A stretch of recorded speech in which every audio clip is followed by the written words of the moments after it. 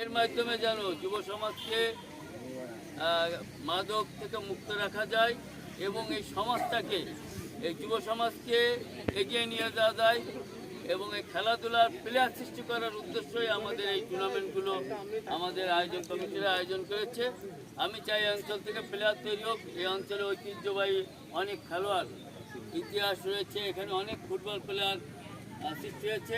আমি পরবর্তীতে খেলা হলে আমি আবেদন করব যে অঞ্চলে আমাদের বুট পরিহিত যেন খেলা হয়, যেন এখান থেকে বুটের মাধ্যমে নিচে থেকে আমাদের জাতীয় দলের থানা পর্যায়ে, জেলা পর্যায়ের খেলা সৃষ্টি হয়। এখান থেকে অনেক টিম আছে, এখান থেকে জাতীয় দলের প্লেয়ার হোক, জেলা পর্যায়ে প্লেয়ার সৃষ্টি হোক, সেটা আমাদের কাম্য।